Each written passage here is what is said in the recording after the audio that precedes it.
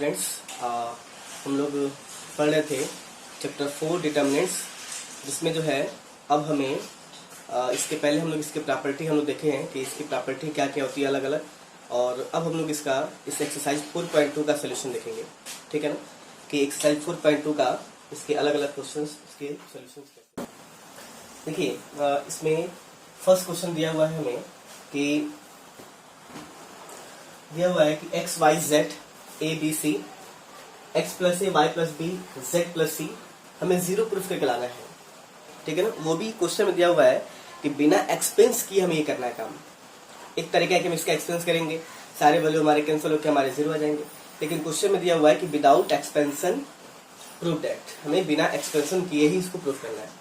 यानी कि बिना एक्सपेंशन करने का मतलब क्या, कि जो हम लोग प्रॉपर्टी पढ़े हैं उसी प्रॉपर्टी का कुछ हमें यूज करके हमें इसको प्रूफ करना है। ठीक है ना, तो देखिए कैसे इसको, देखिए इसको हम लेफ्ट हैंड साइड ले लेते हैं प्रूफ करने के लिए। इसको हम दो तरीके से कर सकते हैं। एक तो हम प्रॉपर्टी भी हम पढ़े थे कि इन दोनों को ऐड कर देंगे, C1 और C2 को ऐड कर देंगे तो x plus A Y plus B Z plus C यहाँ भी बन जाएगा, यहीं बन जाएगा, सेम हो जाएगा, इसकी वैल्यू जीरो हो जाएगी हमारी। ठीक है, और दूसरा तरीका है कि हम इसको दो पार्ट में बांट दे रहे हैं, इसकी प्रॉपर्टी लगाते हैं, दो पार्ट में इसको बांट दे रहे हैं। कैसे कैसे, इस तरह से X Y Z A B C, फिर एक्स वाई जेड अलग हो जाएगा, plus X Y Z A B C और ए बी सी अलग हो जाएगा। दो पार्टों में बांट दिया, प्लस को अलग कर दिया ना, एक को अलग एक को अलग। अभी चाहे कहीं भी हो, मिलता था, इसको पहले लेके बताया था हमने प्रॉपर्टी, तो यहाँ पे हम अलग कर सकते हैं, तो दोनों हमारे सेम होते हैं। ठीक है, तो हमने अलग अलग कर दिया, तो अलग अलग हमने किया देखे, तो यहाँ पे क्या है हमारा R1 C1 is equal to C3 हो गया, और यहाँ पे क्या हो गया C2 is equal to C3 हो गया।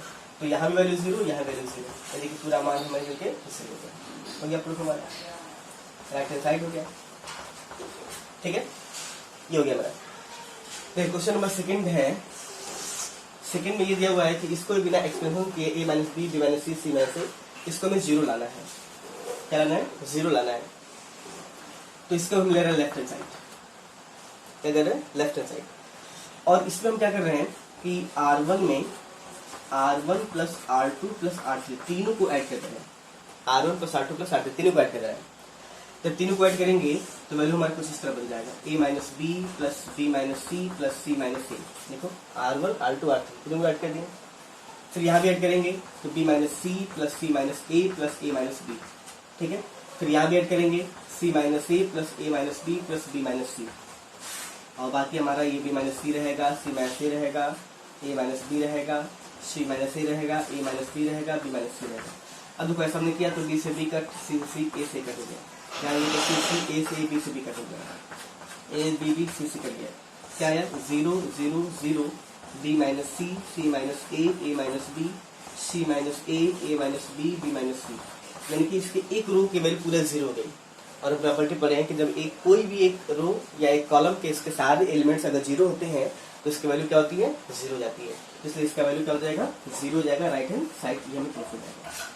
ठीक है, तो क्वेश्चन नंबर हमारा सेकंड क्लियर है। चलिए नेक्स्ट क्वेश्चन देखते हैं हम लोग। देखिए क्वेश्चन नंबर थर्ड दिया हुआ है कि 2 3 5 7 8 9 65 75 86 इसको लेकर आना हमें जीरो प्रूफ करके लाना है। तो देखिए कैसे इसको प्रूफ करेंगे, इसको हम लेफ्ट साइड लेंगे, और देखिए इसको भी दो तीन तरीके से कर सकते हैं। एक तरीका तो कैसे है, इसको हम ऐसे लिखते हैं 2 3 5 7 8 9। ठीक है, देखिए इसको वैसे लिख सकते हैं कि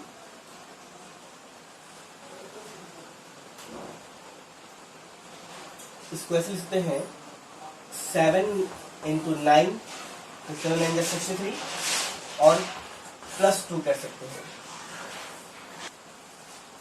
इसको लिख सकते हैं 8 मल्टीप्लाई बाई 9 प्लस 3, और इसको लिख सकते हैं 9 मल्टीप्लाई बाई 9 प्लस 1।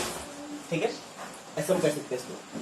अब देखिए इसको हम ऐसे क्यों कर रहे हैं ऐसा, देखो अब इसको हम दो पार्ट में बांट रहे हैं। दो पार्ट में कैसे, 2 3 5 7 8 9, ये अलग 7 इंटू 9 8 इंटू 9 9 इंटू 9 अलग कर दिए, प्लस 2 3 5 7 8 9 और 2 3 5 को अलग कर देंगे। ये प्लस को हमने क्या कर दिया, अलग कर दिया, इस प्लस को अलग कर दिया।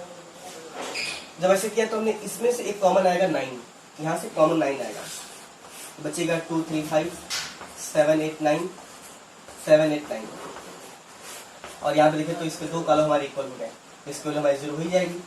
और यहाँ पे देखो तो इसके हमारे 2 कॉलम इक्वल हो गए, यहाँ पे इसकी वैल्यू भी 0, यानी कि 0 + 0 यानी कितना आ गया 0 प्रूफ हो गया। ठीक है, ये हो गया। इसी को हम ऐसे भी कर सकते हैं, देखिए इस क्वेश्चन को हम ऐसे भी कर सकते हैं प्रॉपर्टी लगा करके। इसको हम ऐसे लिखते हैं कि ये देखिए ये हमारा C3 है, तो C3 में हम क्या कर रहे हैं कि C3 माइनस कर रहे हैं 9 × C2। अगर 9 कैसे मल्टीप्लाई कर दें तो 9 से 63 हो जाएगा, 8 9 72 हो जाएगा, 9 कैसे हो जाएगा, इसमें से इसको माइनस कर दें।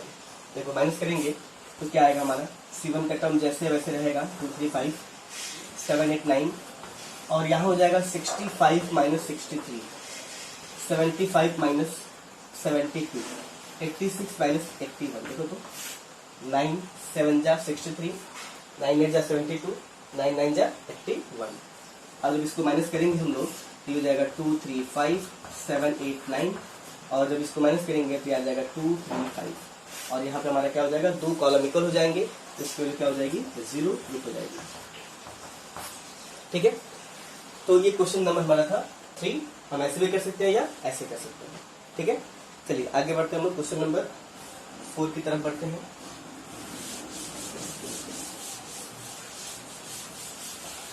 देखिए क्वेश्चन नंबर 4 दिया हुआ है, इसको हमें 0 लाना है, इसका तो 0 लाना है। चलिए इसको हम लेफ्ट साइड यहाँ भी ले रहे हैं, 0 प्रूफ करके लाएंगे हम लोग। सबसे पहले हम क्या कर रहे हैं इसमें कि BC CA AB है, सबसे पहले हम इस A को अंदर लेते हैं, AB + AC BC + AB CA + BC, इसको हमने अंदर ले लिया। ठीक है, और फिर एक काम हम क्या कर रहे हैं कि इन दोनों को मतलब इसको ऐड कर रहे हैं, C3 में C2 + C3 कर रहे हैं, इन दोनों को ऐड कर रहे हैं। जब ऐड करेंगे तो ये तो 1 1 रहेगा, BC CA AB रहेगा, और जब इसको ऐड करेंगे तो ऐसे हो जाएगा AB + BC + CA, समझ जाएगा ना। और यहाँ भी ऐड करेंगे, देखो आर्डर में लिख रहे हैं इसको, AB + BC पहले से ही है, और प्लस ये जुड़ जाएगा CA हो जाएगा। फिर यहाँ भी ऐड करेंगे तो AB + BC + C यहाँ भी हो जाएगा। देखो ऐसा हमने क्यों किया, होना है ना, ऐसा इसीलिए हमने किया है कि ये थर्ड कॉलम तीनों में हो जाएगा, तीनों से कॉमन निकल आएगा मेरा, और तीनों से जब कॉमन निकल आएगा ये AB + BC + CA, तीनों से अगर हमने कॉमन निकाल लिया तो बचा 1 1 1 1 1 1 यही बचा, और यहाँ बचा BC CA AB। और इस कंडीशन में हमारे 2 कॉलम इक्वल हो गया, C1 = C3 हो गया। जब C1 = C3 हो गया तो हम बोलेंगे फिर इसकी वैल्यू क्या होगी 0 × AB + BC + CA हो गया, और यहाँ से हम 0 का मल्टीप्लाई करेंगे तो पूरा टर्म 0 हो जाएगा, और ये मैं क्या कर रहा था ठीक है, ये है क्वेश्चन हमारा 4 नंबर। क्लियर है, तो इस तरह से हम लोग क्या किया, हमने बस इसमें इन दोनों को ऐड कर दिए, और ऐड करने पे ये कॉमन निकल आया, और हमने पढ़े ही डिटरमिनेंट में कि किसी एक रो या एक कॉलम में कॉमन होता है तो उसको कॉमन निकाल लेते हैं, तो हमने कॉमन निकाल लिया और वैल्यू हमारा क्या हो गया 4 हो गया। क्लियर है, चलिए क्वेश्चन नंबर बढ़ते हैं नेक्स्ट की तरफ। ये क्वेश्चन नंबर 5 दिया हुआ है, B + C C + A A + B Q + R R + P P + Q Y + Z Z + S X + Y, इसको लाना हमें 2 times A B C P Q R X Y Z। देखिए इसको प्रूफ करने के लिए ले रहे हैं left hand side, B + C C + A A + B Q + R R + P P + Q Y + Z Z + X X + Y, ये हमने ले लिया। अब देखिए, अब यहाँ पे हम लोग प्रॉपर्टी वो नहीं लगा सकते कि 2 पार्ट में कर दे, क्योंकि सब प्लस प्लस के फॉर्म में है। अगर हम करेंगे तो एक चेंज होगा, बाकी दोनों प्लस प्लस के फॉर्म में हमारा रहेगा। तो हम इसमें इसको हम ऐसे कर रहे हैं, पहले इसको हम ऐसे कर रहे हैं कि R1 में R1 + R2 + R3 तीनों को ऐड कर रहे हैं, तीनों को ऐड कर रहे हैं। देखो तीनों को जब ऐड करेंगे देखो तो A + B B + C C + A, तो A और A 2A B B 2B C C 2B, यानी क्या आ जाएगा 2A + 2B + 2C। यहाँ पे लेंगे तो P + P 2P 2Q 2R 2P + 2Q + 2R। ये देखो x x 2x y y 2y z z 2z 2x + 2y + 2z। बाकी ये C + A रहेगा, R + P रहेगा, Z + X रहेगा, A + B रहेगा, P + Q रहेगा, और X + Y रहेगा। ठीक, अब देखिए इसके बाद से जो है फर्स्ट रो से 2 सब में से कॉमन निकल आया फर्स्ट रो से, तो 2 कॉमन लेंगे तो बचेगा क्या, a plus B plus C, p plus Q plus R, x plus Y plus Z, यहाँ बचेगा c plus a, r plus p, z plus x, a plus b, p plus q, x plus Y, ये बचेगा हमारा। अब हम क्या कर रहे हैं कि R1 में इस R2 हम क्या कर रहे हैं, R2 में R1 मैच R2 कर रहे हैं और यहीं पे R3 में हम लोग क्या कर रहे हैं, यहाँ भी R1 मैच R3 कर रहे हैं। ध्यान दीजिएगा कि हम लोग ये जो भी ऑपरेशंस लगाते हैं एक टाइम में केवल हम लोग 1 या 2 मैक्सिमम 2 हम ऑपरेशन एक साथ लगा सकते हैं, 2 से अधिक ऑपरेशन एक साथ हम लोग नहीं लगाते हैं, ये ध्यान देना होता है हमें। ठीक है, तो हमने 2 एक साथ लगा दिया शॉर्ट बनाने के लिए। तो देखिए 2 हो गया, R1 में कुछ नहीं कर रहे हैं, a plus B plus C रहेगा हमारा, p plus Q plus R रहेगा, x plus Y plus Z रहेगा। अब R1 में से R2 को माइनस कर देंगे, ये भी माइनस कर देंगे, तो c से c कट हो जाएगा, a से कट हो जाएगा, क्या बचेगा b। देखो R1 में से R2 को माइनस कर रहे हैं, इस R1 में से ऐसे p plus Q plus R में से माइनस कर रहे हैं, माइनस आर माइनस क्यू, तो पी आर से पी आर कैंसिल हो गया, क्यू बचा। ठीक है, यहाँ क्या बच गया, y बच गया। इस तरह से इसको माइनस करेंगे तो यहाँ c बचेगा, पी क्यू माइनस करेंगे तो r बचेगा, और x वाई माइनस करेंगे तो z बचेगा। ठीक है, अब देखिए तो प्रूफ करना था, नीचे वाला कट्टा मार गया, बस ऊपर वाला R1 में बाकी है वो चीज। तो फिर हम क्या कर रहे हैं कि R1 में R1 ले रहे हैं और इन दोनों को माइनस कर रहे हैं, R2 और R3 तीनों को माइनस कर रहे हैं। ये b और c माइनस करें तो कट जाएगा, a मेरा प्रूफ हो जाएगा। तो देखो तो मेरा वैल्यू क्या हो गया, प्रूफ हो गया, ये कट हो गया, तो a बच गया, p बच गया, x बच गया, और यहाँ बाकी से b q y है, c r से कल्पित है। ठीक है, और ये प्रूफ करके लाना था राइट हैंड साइड। ठीक है, क्लियर है। तो क्वेश्चन नंबर हमारा 5, इस तरह से हम क्वेश्चन प्रूफ कर लेते हैं। तो देखते हैं नेक्स्ट क्वेश्चन की तरफ। देखिए क्वेश्चन नंबर 6 दिया हुआ है। अब यहाँ से हमें क्वेश्चन बोल रहा है कि अब हमें प्रॉपर्टी लगाना है, अब प्रॉपर्टी लगा के प्रूफ करना है, और अब यहाँ पर हम एक्सप्रेस कर भी सकते हैं। इसके पहले वाले 5 क्वेश्चन बोल रहा है विदाउट एक्सप्रेशन करना था, यहाँ पे प्रूफ करना है। तो यहाँ पे क्वेश्चन नंबर 6 है, दिया हुआ है 0 minus A B, A 0 C, minus B minus C 0, और हमें प्रूफ करके 0 लाना है। ठीक है, तो देखिए कैसे करेंगे इसको, देखते हैं लेफ्ट हैंड साइड, और चाहे तो इसको एक्सप्लेन कर सकते हैं, एक्सप्लेन कर देंगे तो हमारा वाला प्रूफ हो जाएगा।